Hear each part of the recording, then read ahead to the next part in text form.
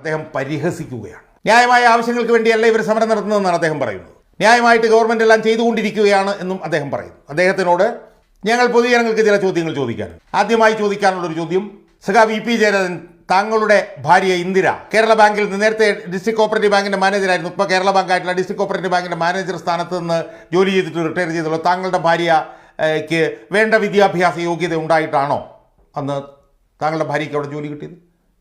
CPM കാരൻ്റെ ഭാര്യ ആയതുകൊണ്ട് മാത്രമല്ലേ താങ്കളുടെ ഭാര്യയ്ക്ക് അവിടെ ജോലി കിട്ടി? മറ്റൊരു സുപ്രധാന നേതാവായിട്ടുള്ള MP ജയരാജൻ, CPIM-ന്റെ സംസ്ഥാന കമ്മിറ്റി അംഗവും കണ്ണൂർ ജില്ലാ സെക്രട്ടറിയും, അദ്ദേഹത്തിൻ്റെ ഭാര്യ ലീന, അവരും കേരള ബാങ്കിലെ മാനേജറല്ലേ. അവർക്കെങ്ങനെയാണ് ശ്രീ ജയരാജൻ അവിടെ ജോലി കിട്ടിയത്? CPIM കാരൻ്റെ ഭാര്യ ആയതുകൊണ്ടല്ലേ. മറ്റൊരു സംസ്ഥാന കമ്മിറ്റി അംഗവും മുൻ കണ്ണൂർ ജില്ലാ സെക്രട്ടറിയുമായിരുന്ന P ജയരാജൻ്റെ ഭാര്യ യമുന, കൂത്തുപറമ്പ് കോപ്പറേറ്റീവ് ബാങ്കിൽ സെക്രട്ടറി ആയിട്ട് ജോലി കിട്ടിയത് അവർക്ക് വിദ്യാഭ്യാസ യോഗ്യതകളുകൊണ്ടാണോ ജയരാജൻ? അവർ CPM കാരൻ്റെ P ജയരാജൻ്റെ ഭാര്യ ആയതുകൊണ്ടല്ലേ. മറ്റൊരു നേതാവായിട്ടുള്ള പഴയ DYFI നേതാവും CPM-ന്റെ കണ്ണൂർ ജില്ലാ കമ്മിറ്റി അംഗവുമായിട്ടുള്ള M സുരേന്ദ്രൻ, സുരേന്ദ്രൻ തന്നെ കോപ്പറേറ്റീവ് സ്പിന്നിംഗ് മില്ലിൻ്റെ ചെയർമാനാണ്.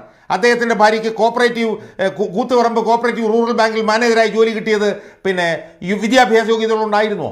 CPM നേതാവിൻ്റെ ഭാര്യ ആയതുകൊണ്ടല്ലേ. പണ്ട് നായനാറിൻ്റെ പൊളിറ്റിക്കൽ സെക്രട്ടറി ആയിരുന്ന വിവാദ പുരുഷൻ P ശശി, കണ്ണൂർ ജില്ലാ സെക്രട്ടറി ആയിരുന്നു അദ്ദേഹം, പിന്നീട് സംസ്ഥാന കമ്മിറ്റി അംഗമൊക്കെ ആയിരുന്നു. അദ്ദേഹത്തിൻ്റെ ഭാര്യ കണ്ണൂർ ടൗൺ കോപ്പറേറ്റീവ് ബാങ്കിൽ മാനേജറായി ജോലി കിട്ടിയത് ശശിയുടെ ഭാര്യ ആയതുകൊണ്ടല്ലേ. വിദ്യാഭ്യാസ യോഗ്യതകളുകൊണ്ടാണോ?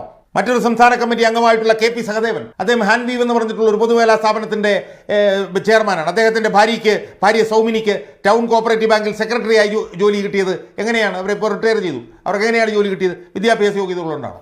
കണ്ണൂരിലെ ടൗൺ ഏരിയ കമ്മിറ്റി സെക്രട്ടറി ആയിട്ടുള്ള KP സഹദേവൻ്റെ ഭാര്യ ബീനയ്ക്ക് കണ്ണൂർ ടൗൺ കോപ്പറേറ്റീവ് ബാങ്കിൻ്റെ സെക്രട്ടറി ആയിട്ട് അവർക്ക് ജോലി കിട്ടിയത് KP സഹദേവൻ ഭാര്യ ആയതുകൊണ്ടല്ലേ. അവർക്ക് വിദ്യാഭ്യാസ യോഗ്യതകളുകൊണ്ടാണ്. റബ്കോ ചെയർമാനായിട്ടുള്ള M ചന്ദ്രൻ്റെ ഭാര്യ, അവർക്ക് ചൊവ്വ കോപ്പറേറ്റീവ് റൂറൽ ബാങ്കിൽ ജോലി അക്കൗണ്ടൻ്റായി ജോലി കിട്ടിയത് അവർക്ക് വിദ്യാഭ്യാസ യോഗ്യതകളുകൊണ്ടാണോ? വിജയരാജൻ ഒന്നുമല്ല. അനധികൃതമായിട്ടാണ് ഇവരെല്ലാവരും കയറിയത്. നിങ്ങൾ ഉൾപ്പെടെയുള്ള നേതാക്കന്മാരുടെ ഭാര്യമാരെല്ലാം ജോലിയിൽ കയറിയത് അനധികൃതമായിട്ടല്ലേ. നിങ്ങളുടെ പാർട്ടിയുടെ നേതാക്കന്മാരായിട്ടുള്ള കോലിക്കോട് കൃഷ്ണൻ നായർ, EK നായനാരുടെ കൊച്ചുമകൻ ആനന്ദലവട്ടം ആനന്ദൻ്റെ മകൻ, PK ശശിയുടെ മകൻ, വരദരാജൻ്റെ മകൻ ഉൾപ്പെടെയുള്ള എത്ര നേതാക്കന്മാരുടെ മക്കൾക്ക് പൊതുമേഖലാ സ്ഥാപനങ്ങളിൽ ഉന്നതമായ ജോലി നിങ്ങൾ കൊടുത്തിരിക്കുന്നു? അതെല്ലാം വിദ്യാഭ്യാസ യോഗ്യത ഉള്ളതുകൊണ്ടാണോ സുഹൃത്തെ? MP രാജേഷിൻ്റെ ഭാര്യയ്ക്ക് ജോലി കിട്ടിയ വിദ്യാഭ്യാസ യോഗ്യതയാണോ?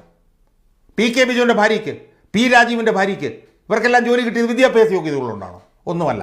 അപ്പോൾ നിങ്ങൾ അനധികൃതമായി നിങ്ങളുടെ ഭാര്യമാർക്കും ബന്ധുക്കൾക്കും എല്ലാം ജോലി കൊടുക്കുന്നു, ഒരു വിദ്യാഭ്യാസ യോഗ്യതയുമില്ലാതെ. എന്നിട്ട് ന്യായമായി മത്സര പരീക്ഷ എഴുതി ന്യായമായ റാങ്ക് ലിസ്റ്റിൽ വന്നിട്ട് ന്യായമായ സമയത്ത് ജോലി കിട്ടാതെ വരുന്നതിനെ തുടർന്ന് തങ്ങളുടെ അതിജീവനവുമായി ബന്ധപ്പെട്ടുകൊണ്ട് ചെറുപ്പക്കാരികളും സെക്രട്ടേറിയറ്റിന് മുന്നിൽ വന്ന് സമര പോരാട്ടങ്ങൾ നടത്തുമ്പോൾ അവരെ പരിഹസിക്കുകയും അപഹസിക്കുകയും ചെയ്യുന്ന നിങ്ങൾ മനുഷ്യവർഗത്തിൽപ്പെട്ട ഒരാളാണോ? നിങ്ങൾ മനുഷ്യനാണോ?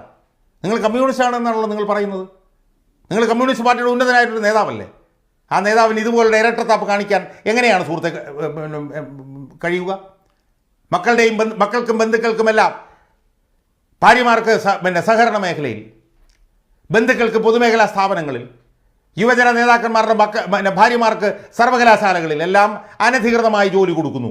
താൽക്കാലികമായി തസ്തികകൾ ഉണ്ടാക്കി ലക്ഷക്കണക്കിന് ആളുകളെ നിയമിക്കുന്നു. ഇങ്ങനെയെല്ലാം ചെയ്യുന്ന നിങ്ങൾ, അതിജീവനത്തിന് വേണ്ടി സമരം നടത്തുന്നവരെ വന്ന് ഇതുപോലെ പരിഹസിക്കുന്ന നിങ്ങൾ ഏത് വർഗത്തിൽപ്പെടുന്നവരാണ് എന്നാണ് കേരളത്തിലെ ജനങ്ങൾ ചോദിക്കുന്നത്.